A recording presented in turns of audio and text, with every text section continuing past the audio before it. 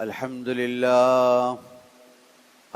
لله نحمده ونستعينه ونؤمن به ونتوكل عليه ونعوذ بالله من شرور أنفسنا ومن سيئات أعمالنا من يهده الله فلا مضل له ومن يضلله فلا هادي له وأشهد أن لا إله إلا الله وحده لا شريك له وأشهد أن سيدنا وسندنا ونبينا ومولانا محمدا عبده ورسوله صلى الله تعالى عليه وعلى آله وصحبه أجمعين أما بعد فأعوذ بالله من الشيطان الرجيم بسم الله الرحمن الرحيم إن الله وملائكته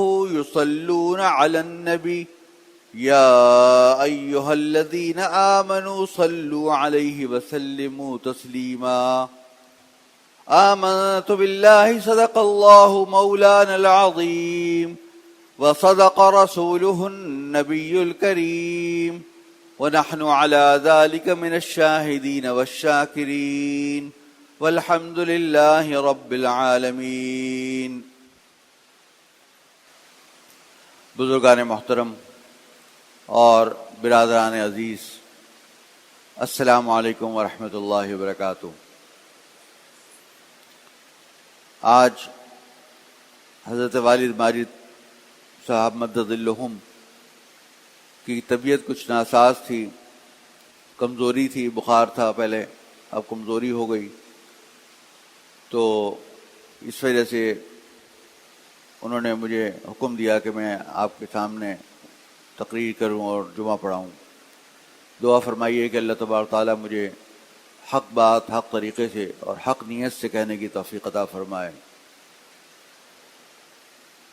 ابھی جو میں نے آپ کے سامنے قرآن کریم کی آیت تلاوت کی، اس میں اللہ تعالیٰ نے ارشاد فرمایا کہ ان اللہ وملائکتہ یصلون علی النبی یا ایھا الذین آمنوا صلوا علیہ وسلموا تسلیما، کہ بے شک اللہ تبارک و تعالی اور اس کے فرشتے حضور پاک صلی اللہ علیہ وسلم پر درود بھیجتے ہیں، لہذا اے ایمان والو تم بھی حضور پاک صلی اللہ علیہ وسلم پر درود و سلام بھیجا کرو. اس آیت کے اندر اللہ تبارک و تعالی فرما رہے ہیں کہ اللہ تبارک و تعالی اور تمام فرشتے حضور اکرم صلی اللہ علیہ وسلم پر درود بھیجتے ہیں، اور مومنوں کو حکم دیا جا رہا ہے کہ اے مومنوں، اے وہ لوگ جو لوگ ایمان لے کر آئے، وہ حضور اکرم صلی اللہ علیہ وسلم پر درود بھیجیں اور سلام بھیجیں. آپ سب جانتے ہیں کہ حضور اکرم صلی اللہ علیہ وسلم کو اللہ تبارک و تعالی نے رحمت للعالمین بنا کے بھیجا. وما ارسلناک الا رحمت للعالمین، آپ تمام جہان والوں کے لیے رحمت تھے. اور ہمارے لیے، مسلمانوں کے لیے یا مومن ایمان رکھنے والوں کے لیے حضور اکرم صلی اللہ علیہ وسلم سے زیادہ بڑا کوئی محسن نہیں ہو سکتا، کیونکہ اللہ تبارک و تعالیٰ نے آپ کے ذریعے سے ہی ہمیں قرآن پاک نازل فرمایا، آپ ہی کے ذریعے سے احادیث اور سنتیں ہمیں پتہ چلیں، آپ ہی کے ذریعے سے ہمیں دین کی تعلیم اور شریعت کی تعلیم کا پتہ چلا. اگر آپ نہ ہوتے تو ہم کیسے قرآن کریم اور سنت کو پا لیتے؟ آپ نے یہ دیکھا ہوگا کہ کتنے سارے انبیاء کرام آئے، لیکن ان کے ساتھ ہر ایک کے ساتھ کوئی نئی کتاب یا نیا صحیفہ اللہ تعالیٰ کی طرف سے نہیں آیا. لیکن کبھی ایسا نہیں ہوا کہ کوئی کتاب آئی ہو اور اس کے ساتھ معلم نہ آیا ہو یا کوئی نبی یا پیغمبر نہ آیا ہوں. تو کتاب کے ساتھ معلم کی ضرورت ہوتی ہے. تو اللہ تبارک و تعالی نے حضور اکرم صلی اللہ علیہ وسلم کو تمام انبیاء کا سردار اور خاتم النبیین، سب سے آخری نبی بنا کے بھیجا. یہاں تک کہ اگر اب حضرت عیسیٰ علیہ السلام بھی تشریف لائیں گے تو وہ بھی حضور اکرم صلی اللہ علیہ وسلم کی امتی کی حیثیت سے ہوں گے. حضور نے فرمایا کہ حضرت موسیٰ بھی اگر آتے تو وہ بھی حضور پاک صلی اللہ علیہ وسلم کی تشریف لانے کے بعد تو وہ بھی آپ کے امتی ہوتے. تو سب سے آخری نبی حضور اکرم صلی اللہ علیہ وسلم ہیں. اور سب سے بڑا احسان ہمارے اوپر آپ صلی اللہ علیہ وسلم کا یہ ہے کہ آپ کے ذریعے سے ہمیں قرآن کریم اور تمام شریعت کا علم حاصل ہوا. قرآن کریم میں بھی اللہ تعالیٰ نے فرمایا کہ النبی اولیٰ بالمؤمنین من انفسہم، کہ نبی کی ذات خود ان کی جانوں سے بھی زیادہ قریب ہے. لہذا انسان کا، کسی مسلمان کا ایمان اس وقت تک کامل نہیں ہو سکتا جب تک کہ اس کو حضور اکرم صلی اللہ علیہ وسلم اور اللہ تبارک و تعالیٰ سے محبت خود اپنی جان سے بھی زیادہ نہ ہو جائے. حدیث میں آتا ہے حضور اکرم صلی اللہ علیہ وسلم نے فرمایا کہ ایمان کی حلاوت اس شخص کو نصیب ہوگی جس کے اندر یہ تین باتیں پائی جائیں گی. ایمان کی حلاوت، ایمان کی مٹھاس اس شخص کو نصیب ہوگی جس کے اندر یہ تین باتیں پائی جائیں گی. ایک یہ کہ اللہ اور رسول سے اس کو محبت دنیا میں سب سے زیادہ ہو، خود اپنی جان سے بھی زیادہ، اپنے مال و اولاد سے بھی زیادہ، اپنے گھر والوں سے بھی زیادہ، اپنے بیوی بچوں اور والدین، سب سے زیادہ محبت انسان کو حضور پاک صلی اللہ علیہ وسلم سے ہوگی تو اس کا ایمان کی حلاوت نصیب ہوگی. دوسرے یہ کہ اس کو جو محبت ہو یا کسی سے اگر لا تعلقی یا کسی سے نفرت ہو تو اس کا معیار صرف اور صرف اللہ تعالیٰ کے لیے ہو. الحب للہ والبغض للہ. کہ اگر کوئی نیک آدمی ہے، کوئی اللہ تعالیٰ کا نیک بندہ ہے، تو اس لیے کہ چونکہ وہ اللہ کا نیک بندہ ہے اس سے ہمیں محبت ہے. تو اپنی محبت کا معیار اللہ تبارک و تعالیٰ کی ذات کو بنایا جائے. تیسرے یہ کہ مسلمان اسلام لانے کے بعد یا ایمان حاصل کرنے کے بعد اس کے لیے کفر والعیاذ باللہ اختیار کرنا اتنا مشکل ہو جائے کہ جیسا کہ کسی آدمی کو آگ میں ڈالے جانا. کیا کوئی آدمی یہ پسند کرے گا یا یہ چاہے گا کہ اسے آگ میں ڈال دیا جائے؟ اگر اسے بالفرض آگ جلائی جائے اور اسے گھسیٹا جائے آگ کی طرف تو وہ اپنے آپ کو پورے طاقت سے بچانے کی فکر کرے گا. تو اسی طریقے سے آدمی کفر سے اس طریقے سے اجتناب کرے اور اتنا ناپسند کرے کفر کو اختیار کرنے کو والعیاذ باللہ کہ اس کو جیسے کہ آگ میں جانا ناپسند ہوتا ہے. تو یہ چیزیں در حقیقت جب تینوں چیزیں آئیں گی تو اللہ تبارک تعالیٰ اس کو ایمان کی حلاوت عطا فرمائیں گے انشاءاللہ. ایک حدیث میں آتا ہے کہ ایک مرتبہ ایک صحابی آئے، انہوں نے پوچھا کہ یا رسول اللہ قیامت کب آئے گی؟ تو حضور صلی اللہ علیہ وسلم نے فرمایا کہ تم جو یہ پوچھ رہے ہو تو کیا تم نے قیامت کے لیے تیاری کر لی؟ تم نے کوئی ایسے اعمال کر لیے کہ تم قیامت کے لیے تیار ہو جو یہ سوال پوچھ رہے ہو؟ تو انہوں نے کہا کہ یا رسول اللہ میں نے ایسی کوئی تیاری تو ایسی کوئی خاص نہیں کی، البتہ یہ ہے کہ مجھے آپ کی ذات سے محبت سب سے زیادہ ہے، آپ کی ذات سے محبت سب سے زیادہ ہے، اور جب تک کہ آپ کو دیکھ نہ لوں تو چین نہیں آتا، آپ سے سب سے زیادہ محبت ہے۔ تو حضور اکرم صلی اللہ علیہ وسلم نے ارشاد فرمایا کہ المرء مع من احب، کہ انسان قیامت کے روز اسی کے ساتھ ہوگا جس سے وہ محبت رکھے گا۔ اگر اس کی محبت حضور اکرم صلی اللہ علیہ وسلم کے ساتھ ہوگی تو اس کا حشر بھی انشاءاللہ قیامت کے روز انبیاء کے ساتھ ہوگا۔ احادیث میں آتا ہے کہ بہت سارے صحابہ کرام یہ سوچتے تھے اور یہ باتیں کرتے تھے اور یہ خیال کرتے تھے کہ یہاں تو ہم حضور پاک صلی اللہ علیہ وسلم کی زیارت کر لیتے ہیں اور ہمیں حضور صلی اللہ علیہ وسلم کے ساتھ جب بیٹھتے ہیں تو ہمیں جو ایک خوشی اور ایک راحت اور ایک لطف اور کرم حاصل ہوتا ہے، لیکن جب ہم حضور سے جب دور جاتے ہیں تو حضور کو ہم یاد کرتے ہیں تو پتہ نہیں جب حضور صلی اللہ علیہ وسلم کا جب انتقال ہو جائے گا تو کیا ہوگا۔ تو جب یہ حضور پاک صلی اللہ علیہ وسلم کی والی بات سامنے آئی کہ المرء مع من احب، تو صحابہ کرام کی خوشی کی کوئی انتہا نہیں رہی، کیونکہ صحابہ کرام حضور اکرم صلی اللہ علیہ وسلم سے جس قدر محبت کرتے تھے کہ وہ ایک ایک سنت کے اوپر حضور صلی اللہ علیہ وسلم کی عمل پیرا ہوتے تھے، چاہے کتنی چھوٹی سنت کیوں نہ ہو۔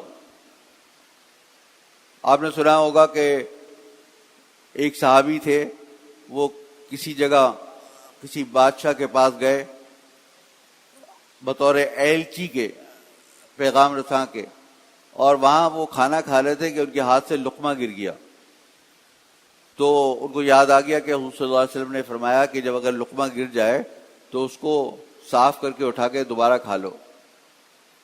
تو انہوں نے یہ کرنا چاہا تو کسی نے برابر میں بیٹھے ہوئے ان کا ہاتھ روک دیا کہ یہاں پہ یہ نہ کریں، یہ دربار شاہی کے منافی ہے، اور یہاں کے جو آداب ہیں وہ یہ کہ جو گر گیا وہ گر گیا، آپ یہاں تو بہت رزق ہے، آپ کھا لیں۔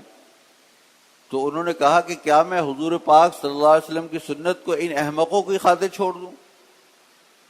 حالانکہ دیکھیے کہ کتنی چھوٹی سی بات ہے، لیکن صحابہ کرام اس کا بھی کتنا اہتمام کرتے تھے۔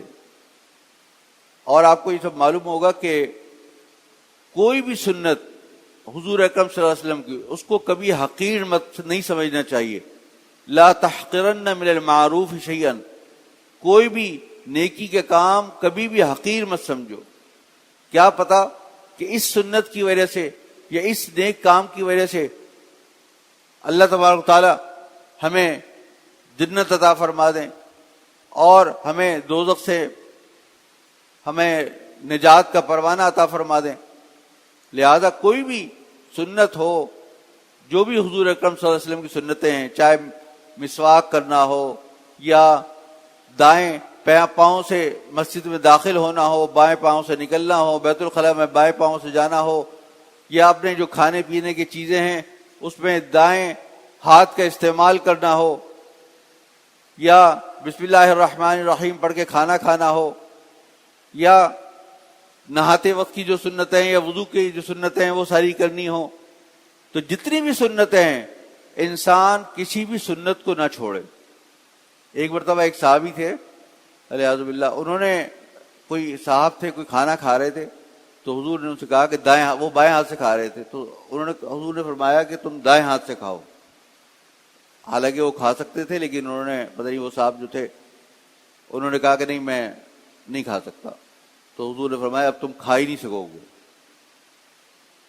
تو وہ ان کا ہاتھ شل ہو گیا اور وہ کبھی بھی نہ کھا سکے۔ تو کبھی بھی کسی سنت کو کبھی یہ نہیں سمجھنا چاہیے کہ یہ تو چھوٹی سی سنت ہے، ہم اس پہ عمل کیوں کریں۔ تو ایک حدیث میں آتا ہے کہ من احیا سنتی عند فساد امتی فلہ اجر 100 شہید، کہ جو میری سنت کو زندہ کرے گا جب میری امت میں فساد آ جائے گا تو اس کو 100 شہیدوں کے برابر ثواب ملے گا۔ تو ہمیں دیکھنا چاہیے سیرت کا مطالعہ کرنا چاہیے، حضور پاک صلی اللہ علیہ وسلم کی سنتوں پر کا مطالعہ کرنا چاہیے، تو پتہ چلے گا کہ کیا کیا سنتیں ہیں اور ہم کیا نہیں کر رہے۔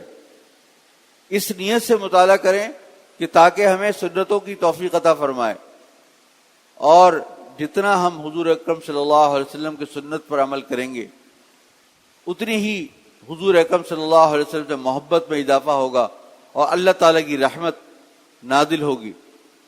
اور جب حضور پاک صلی اللہ علیہ وسلم سے جتنی محبت ہوگی اتنا ہی ہم حضور صلی اللہ علیہ وسلم پہ درود بھیجیں گے، اور جب درود بھیجتے ہیں تو آپ دیکھیے کہ درود کیا ہے، ایک رحمت کی دعا ہے نا۔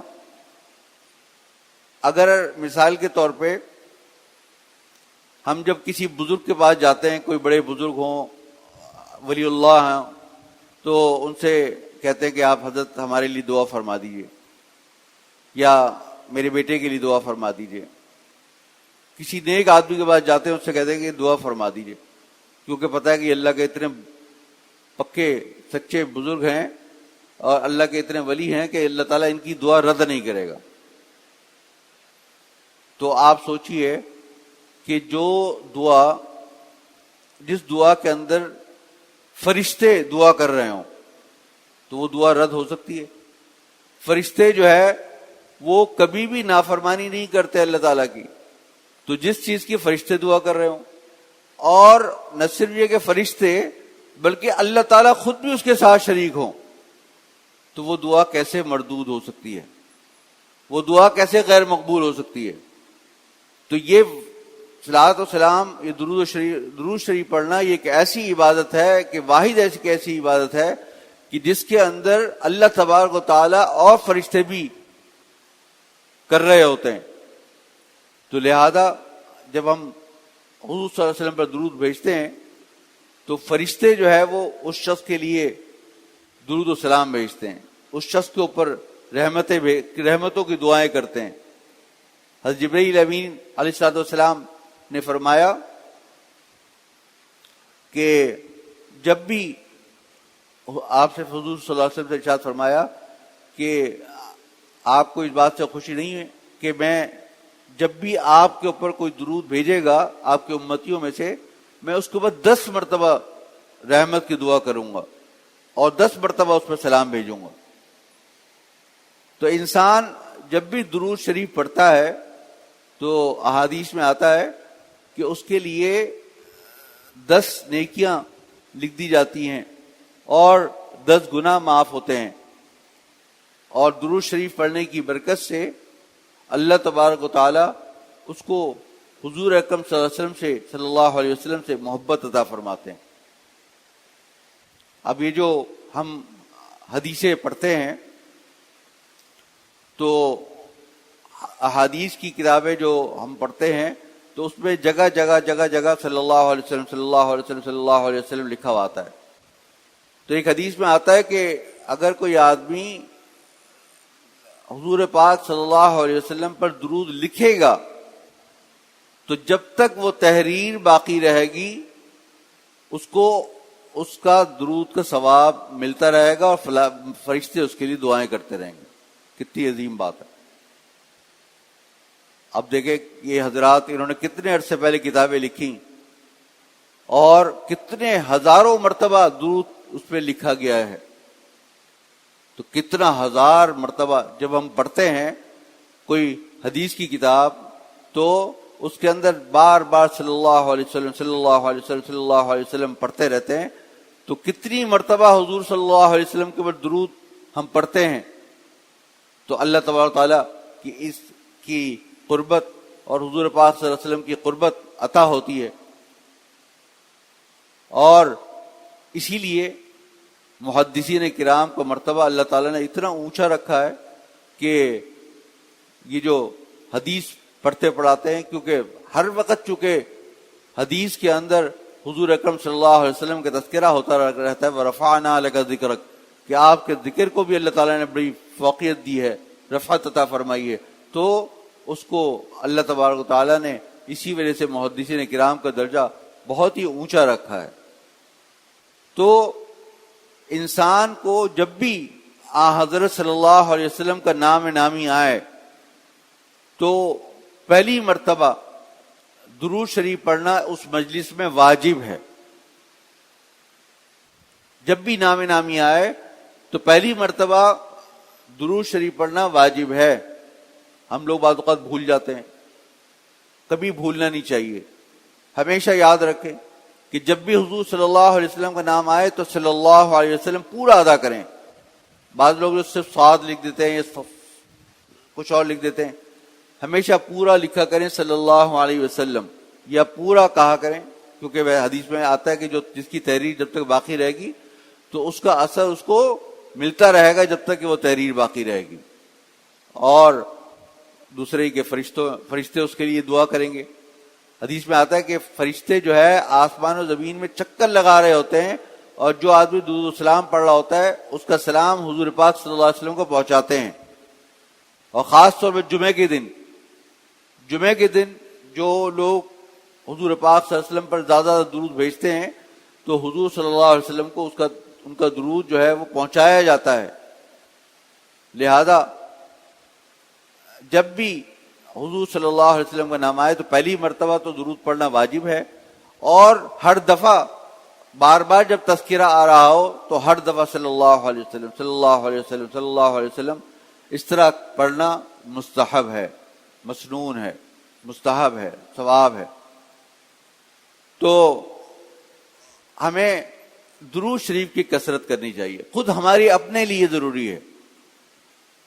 اگر ہم درود پڑھیں گے، ایک حدیث میں آتا ہے کہ ایک صاحب آئے حضور اکرم صلی اللہ علیہ وسلم کے پاس، انہوں نے کہا یا رسول اللہ، میں اپنے تمام اذکار میں نے یہ کیا ہے کہ 1/4 جو ہے وہ آپ کے لیے درود کے لیے مقرر کر دیا، اور 3/4 جو ہے وہ میں باقی اذکار یعنی باقی جو لا الہ الا اللہ، سبحان اللہ، الحمدللہ، اللہ اکبر یا قرآن پاک کی تلاوت وغیرہ وہ کرتا ہوں. تو حضور نے فرمایا کہ تم نے بڑا اچھا کیا، لیکن اگر اور بڑھا لو تو بہت اچھا ہے. تو انہوں نے کہا اچھا یا رسول اللہ، پھر میں ایسا کرتا ہوں کہ آدھا جو ہے میں آپ پہ درود بھیجا کروں گا اور آدھے پہ باقی اذکار کر لیا کروں گا. تو حضور نے فرمایا تو یہ بھی بڑا اچھا ہے، اگر اور بڑھا لو تو اور بھی اچھا ہے. تو انہوں نے کہا کہ یا رسول اللہ، میں ایسا کرتا ہوں کہ میں 3/4 جو ہے وہ درود پڑھ لیا کروں گا اور 1/4 جو ہے وہ میں باقی اذکار کر لیا کروں گا. حضور صلی اللہ علیہ وسلم فرمایا یہ بھی بہت اچھا ہے، لیکن اگر اور بڑھا دو تو اور بھی اچھا ہے. تو انہوں نے کہا کہ یا رسول اللہ، میں 100% جو ہے وہ جتنا کام کروں گا صرف سارے آپ کو درود ہی پڑھتا رہوں گا. تو حضور نے فرمایا کہ یہ تمہارے لیے تمام اذکار کے سے کافی ہو جائے گا. تو اگر انسان درود شریف پڑھتا رہے، اور درود شریف پڑھنے سے تو ایک تو اللہ تعالیٰ کی رحمت آتی ہے، حضور صلی اللہ علیہ وسلم کی محبت عطا ہوتی ہے، حضور صلی اللہ علیہ وسلم سے ہمیں محبت عطا ہوتی ہے، اور یہ کہ بعض اوقات اللہ تبارک تعالیٰ بعض بندوں کو حضور اکرم صلی اللہ علیہ وسلم کا دیدار بھی نصیب فرماتے ہیں. سنا ہے کہ حضرت علامہ جلال الدین سیوطی رحمہ اللہ، جن کی تفسیر جلالین ہم پڑھتے ہیں، تو انہوں نے کتنی 70 سے زیادہ پتہ نہیں کتنی کتابیں انہوں نے لکھی، بڑی بڑی کتابیں، بلکہ بعض کتابیں تو ایسی ہیں کہ جن کی خود 70 جلدیں تھی. تو تفسیر کی کتاب ہے مجمع البحرین شاید.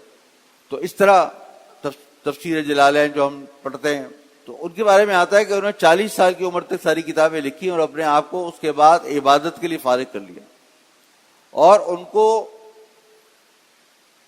تقریباً 30-35 مرتبہ اللہ تعالیٰ کی جاگتے ہوئے، حضور صلی اللہ علیہ وسلم کی جاگتے ہوئے زیارت ہوئی.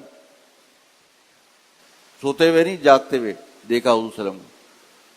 تو کسی نے ان سے پوچھا کہ آپ ایسا کون سا عمل کرتے ہیں کہ جس سے آپ کو یہ اللہ تعالیٰ نے یہ توفیق عطا فرمائی ہے کہ حضور پاک صلی اللہ علیہ وسلم کی زیارت ہو رہی ہے جاگتے میں؟ انہوں نے کہا کہ ویسے تو میں کوئی خاص نہیں کرتا، لیکن بس یہ بچپن سے میرا معمول ہے کہ میں چلتے پھرتے اٹھتے بیٹھتے درود شریف پڑھتا رہتا ہوں.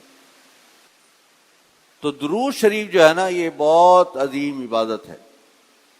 اور یہ جو قرآن کریم کی جب آیت نازل ہوئی، ان اللہ وملائکتہ یصلون علی النبی یا ایھا الذین آمنوا صلوا علیہ وسلموا تسلیما، تو صحابہ کرام نے پوچھا کہ یا رسول اللہ، ہم سلام تو آپ کو جب آپ سے ملاقات کرتے ہیں تو السلام علیکم ورحمۃ اللہ کہہ دیتے ہیں، تو درود کیسے بھیجیں آپ پر؟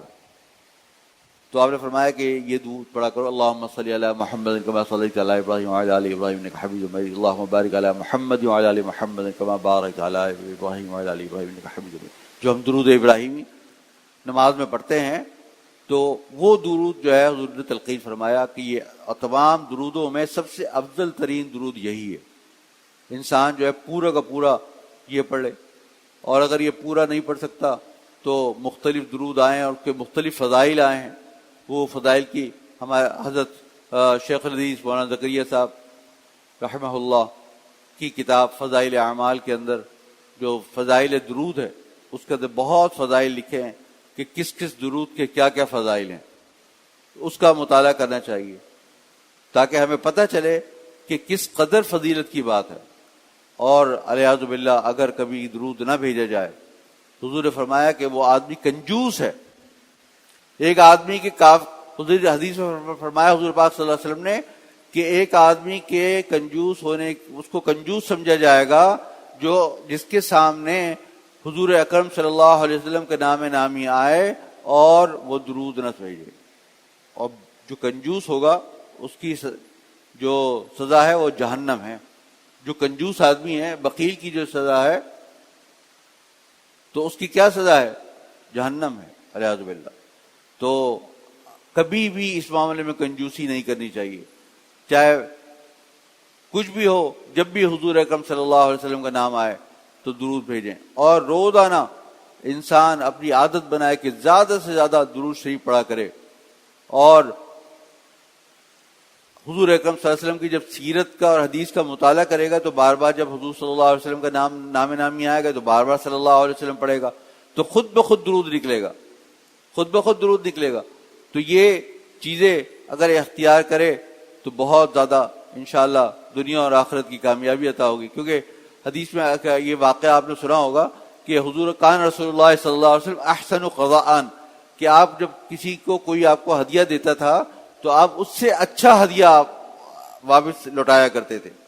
تو جب ہم درود بھیجتے ہیں تو در حقیقت حضور اکرم صلی اللہ علیہ وسلم کے لیے رحمت کی دعا کرتے ہیں۔ تو جب ہم رحمت کی دعا کریں گے تو اللہ تعالیٰ حضور صلی اللہ علیہ وسلم کے ذریعے سے ہمارے پر دعا کروائیں گے کہ حضور صلی اللہ علیہ وسلم ہمارے لیے دعا کریں گے۔ جب حضور صلی اللہ علیہ وسلم ہمارے لیے دعا کریں گے تو ہماری دعا کہاں رد ہوگی؟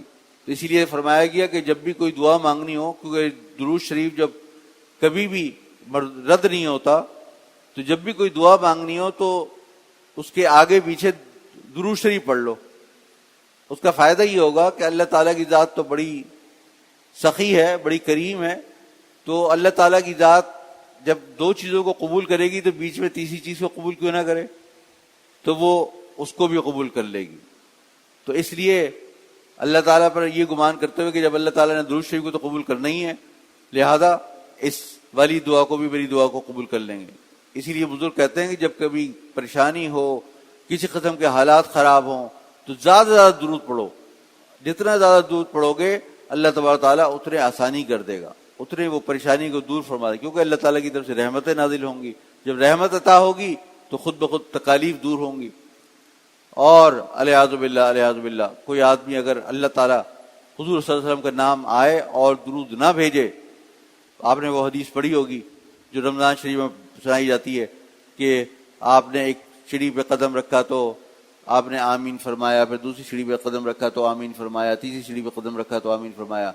تو ان میں ایک بات یہ تھی کہ رمضان مبارک کا کوئی مہینہ پائے اور اپنی مغفرت نہ کروائے، تو حضرت جبرائیل امین نے دعا کی تھی اور آپ نے اس پہ آمین فرمایا تھا۔ اور دوسرا یہ کہ کوئی اپنے بوڑھے والدین کو پائے اور ان کی وجہ سے اپنے آپ کو جنت میں داخل نہ کرے ان کی خدمت کر کے، تو اس کے اوپر آپ نے آمین فرمایا تھا۔ اور تیسرا یہ کہ جس کے سامنے حضور اکرم صلی اللہ علیہ وسلم کا نام نامی آئے اور آپ پر درود نہ بھیجے تو وہ بھی فرمایا کہ وہ بھی ہلاک و برباد ہو جائے اعوذ باللہ۔